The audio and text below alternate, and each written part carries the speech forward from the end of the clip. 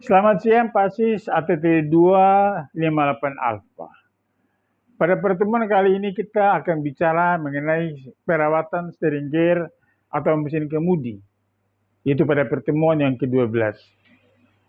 Kita tahu bahwa kemudi adalah salah satu alat yang sangat penting di kapal untuk bisa menggerakkan kapal ke kiri atau ke kanan. Dan ini sangat penting. Maka kita perlu mengadakan perawatan yang sungguh-sungguh supaya mesin kemudi ini dapat berfungsi dengan baik. Nah, perawatan pada mesin kemudi ini mengacu kepada instruksi manual book perawatannya. Berapa jam saya harus ganti oli pada hydraulic system? Berapa jam saya harus mengecek bearing? Berapa jam saya harus buka pompa, gear pump, untuk memeriksa black face gear daripada pompa ini. Karena pompa ini dilengkapi dengan dua gear, itu drive shaft dan driving shaft. Dan dilengkapi dengan piston untuk bisa menekan lubricating oil hidrolik ke dalam pipa steam. Yang akhirnya ke anjungan, ke bridge, untuk bisa menggerakkan hand steering. Perawatan yang sangat diutamakan pada sistem ini adalah bagaimana kita merawat packing-packing yang terdapat di dalam sistem. Kalau hydraulic system ada masalah, maka sistem akan masuk udara. Dan ini mengakibatkan pergerakan dari steering gear juga akan terlambat dalam pergerakan. Sehingga ini sangat penting, perawatan sistem. Packing-packing diperiksa, bearing diperiksa pompanya, piston diperiksa pompanya, oil hidrolik diperiksa kapasitasnya. Nah, sebelum kapal berlayar, diperiksa dulu komponen-komponen ini. Saringannya diperiksa. Jangan sampai kita lagi di laut, lagi berlayar, kemudian kemudinya macet. Error kemudi. Hanya disebabkan karena saringannya kotor. Dan ini sangat kurang bagus. Kurang menyenangkan. Itulah sebabnya, sebelum kita berlayar, maka peralatan ini harus diperiksa, disiapkan sebelum kita mulai melaksanakan pelayaran itu. Dan semua ini diatur oleh instruction manual book. Karena buku panduan kita adalah itu. Nah, kita tahu bahwa mesin kemudi ini terdiri dari dua sistem. Itu kerja tunggal dan kerja ganda. Kerja tunggal artinya pergerakan itu hanya dikendalikan oleh satu pompa. Kemudian kalau kerja tunggal berarti digerakkan oleh dua pompa. Nah, mesin kerja ganda seperti ini adalah mesin yang dipergunakan untuk kapal-kapal besar. Supaya rudder blade-nya dapat berputar lebih cepat. Supaya rudder blade dapat berputar lebih cepat dalam pergerakan, apalagi pada saat kita maneuvering, olah gerak. Maka ini sangat penting. Nah, mesin kemudi ini juga dilengkapi dengan telemotor. Juga dilengkapi dengan solenoid valve. Telemotor akan menerima signal dari anjungan. Kemudian signal itu diarahkan, diteruskan ke solenoid valve. Dan solenoid valve ini akan mengatur pergerakan punya ke kiri atau ke kanan.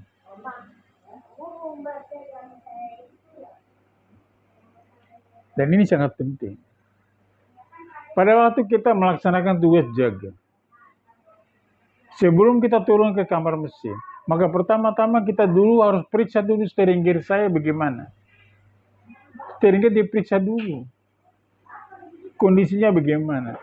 Apakah harus oilnya cukup? Bagaimana packing pada sambungan flange dari sistem piping, hidrolik system? Bagaimana saringannya? Diperiksa itu. Nah sebetulnya saringan itu dikerjakan, diperiksa pada waktu kapal sebelum berangkat dari pelabuhan berangkat ke pelabuhan tujuan. Supaya waktu kita berlayar itu aman. Periksa juga fuse-fuse-nya, sekring di box kotak starter. Kalau yang ada yang putus diganti. Supaya tidak menghambat kita dalam operasional.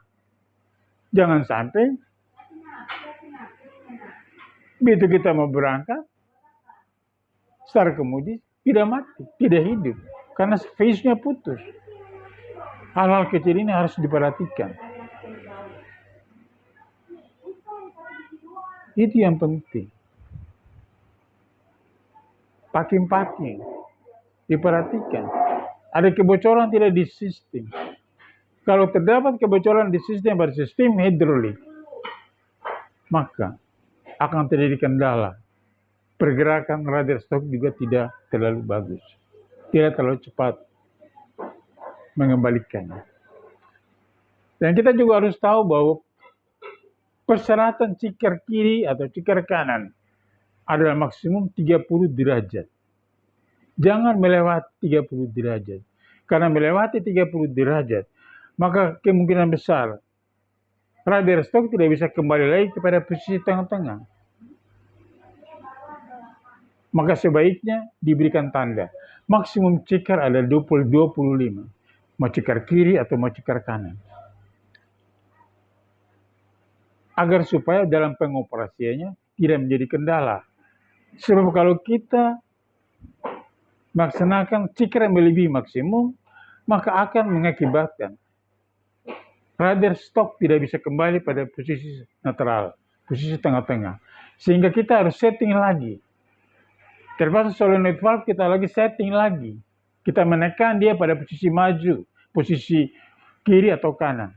Supaya punyer bisa bergerak kembali ke netral. Nah ini kalau dalam posisi olah gerak, bagaimana? Itu sebabnya maka perawatan solenoid juga penting. Diperhatikan. Perawatan solenoid diperhatikan. Seringkali diadakan pengecekan. Ditekan saja pakai obeng, sisi kiri atau sisi kanan. Ada pergerakan tidak? Kalau dia bergerak ke kiri, berarti pasti punyer juga punyer dari tabung silinder juga akan bergerak ke kiri. Dan sebaliknya, tengah-tengah dan ke kanan. Nah, kita perlu mengecek itu.